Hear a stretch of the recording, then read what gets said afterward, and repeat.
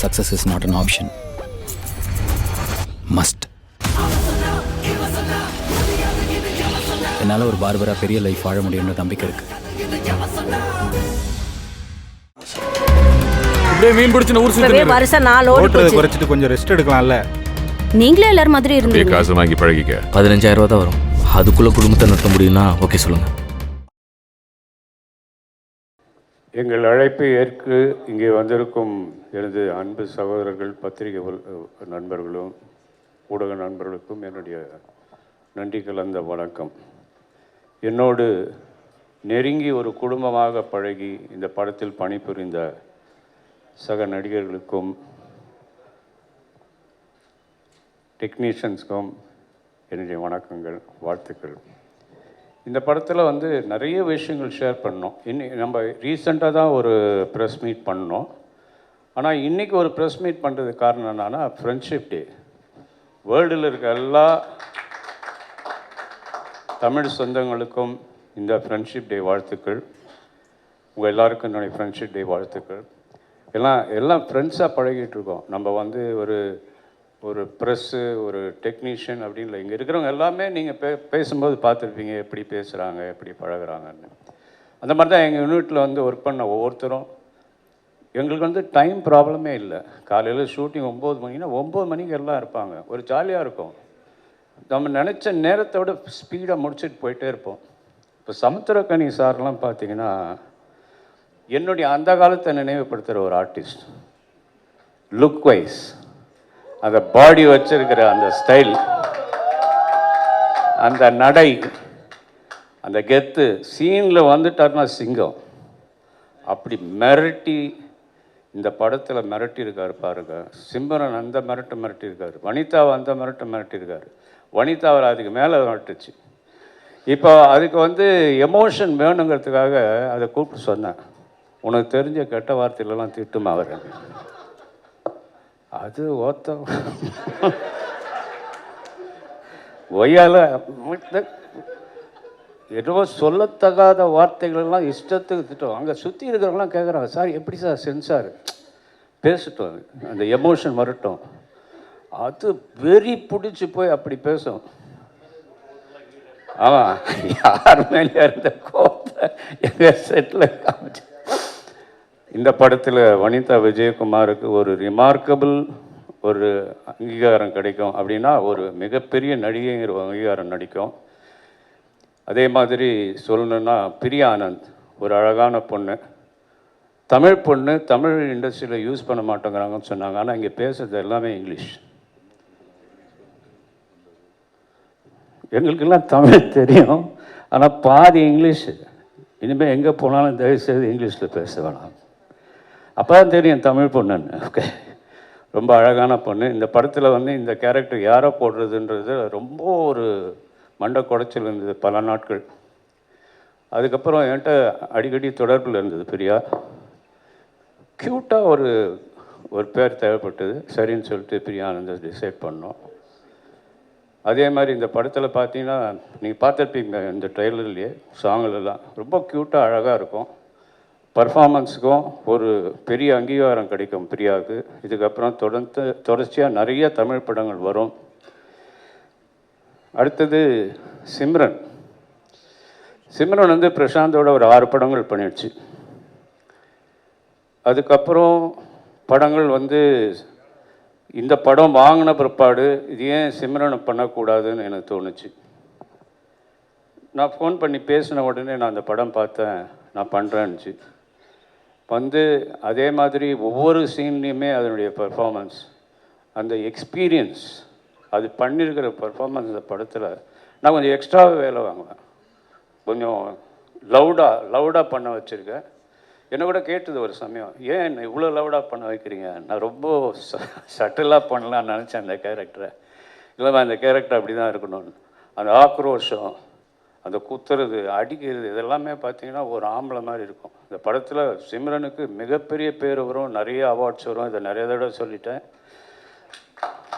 டெஃபினட்டாக இந்த படத்தில் எல்லாரையும் விட சிம்ரனுக்கு ஒரு பெரிய பேர் வரும். பிரசாந்த் வந்து ஒரு பியானோ பிளேயர், சின்ன வயசுலேருந்து பியானோ கற்றுக்கிட்டு பியானோ ப்ராக்டிஸ் பண்ணதுனால இந்த படத்தில் பியானிஸ்டாக நான் இந்த படம் வாங்குறதுக்கு ரீசனே வந்து பியானோ தெரிஞ்சதுனால இந்த படம் பிரசாந்த் பண்ணால் சரியாக இருக்கும்னு நினச்சி தான் இதை வாங்க ட்ரை பண்ணேன்.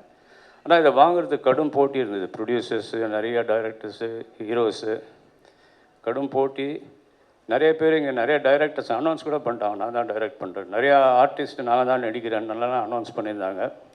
நாங்கள் வாங்கிட்டு வந்து ஒவ்வொரு ஆர்டிஸ்டாக செலக்ட் பண்ணி இந்த கேரக்டர் யார் இந்த கேரக்டர் யாருன்னு ட்ரை பண்ணி படத்தை ஸ்டார்ட் பண்ணோம். நடுவில் கோவிட் வந்தது.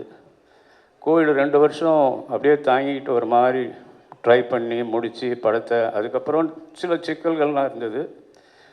ஒரு மாதிரி படத்தை முடித்தோம். அப்புறம் பிரபுதேவா வச்சு ஒரு சாங் பண்ணோன்னு நினச்சோம். அதுதான் இந்த டர்னக்கா சாங். அதை பிரபுதேவா வந்து கான்செப்ட் பண்ணி சாண்டி மாஸ்டர் அதை கொரியோகிராஃப் பண்ணார். அதில் அனிருத்தை பாட வச்சோம், கூட விஜய் சேதுபதி, மக்கள் செல்வன் விஜய் சேதுபதியும் பாடியிருக்காரு. அந்த சாங் வந்து மிகப்பெரிய ட்ரெண்டிங்கில் போயிட்டுருக்கு. அதுக்கெல்லாம் நீங்கள் தான் காரணம். நன்றி உங்கள் எல்லாருக்கும். இந்த சாங் வந்து இங்கே மட்டும் இல்லை, வேர்ல்டு ஃபுல்லாக ட்ரெண்டிங் ஆகி நிறைய பேர் இதை ஹூக் ஸ்டெப்பை ப்ராக்டிஸ் பண்ணி வீடியோவில் சென்ட் பண்ணிகிட்டே இருக்காங்க. இந்த படத்தினுடைய ப்ரமோஷனுக்காக நாங்கள் வந்து பிரசாந்துடைய ஒரு ஃபேன் வந்து வண்டி ஓட்டும்போது கீழே விழுந்து இறந்துட்டான். அதில் ரொம்ப மன வருத்தம் இருக்குது. உடனே ஏன் எல்லாருக்கும் ஹெல்மெட் அவேர்னஸ் க்ரியேட் பண்ணக்கூடாதுன்னு சொல்லி ஒரு 5000 ஹெல்மெட்டை தமிழ்நாடு ஃபுல்லாக நாங்கள் வந்து ஃப்ரீயாக டிஸ்ட்ரிபியூட் பண்ணோம் ஃப்ரான்ஸ்லெல்லாம். பிரசாந்துடைய பர்த்டே வந்தப்போ எல்லா ப்ரெஸ்ஸுக்கும் நாங்கள் ஹெல்மெட் வந்து கூப்பிட்டு எல்லாருக்கும் கொடுத்தோம். உங்களுக்கு எல்லாருக்கும் தெரிஞ்சிருக்கும்.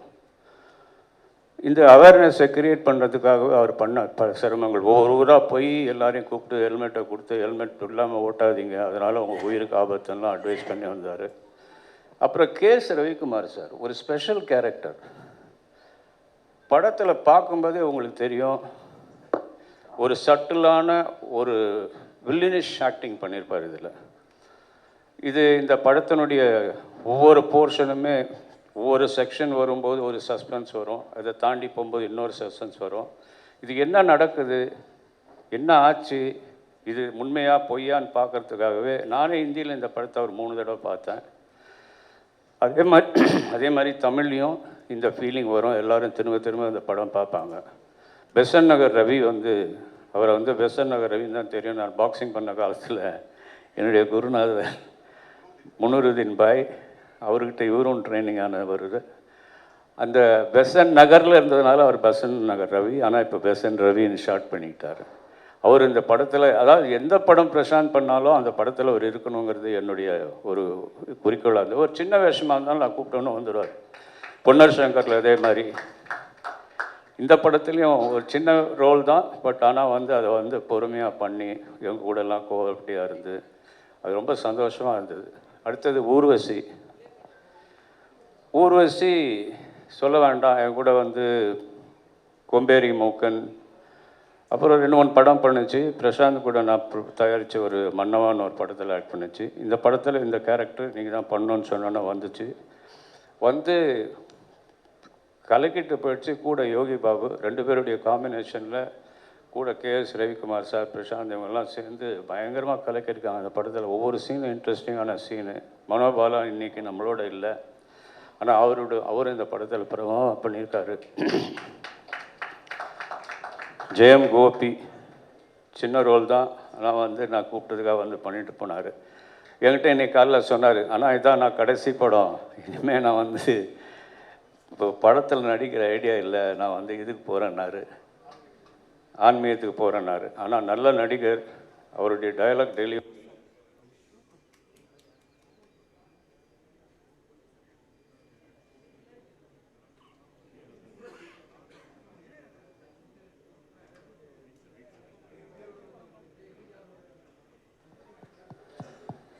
ஹலோ, இதுவும் ஒரு நல்ல சகுனம் தான்.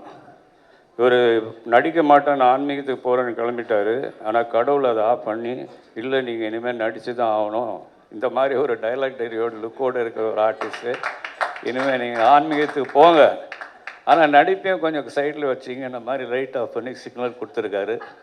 அதை மெயின்டைன் பண்ணேன்.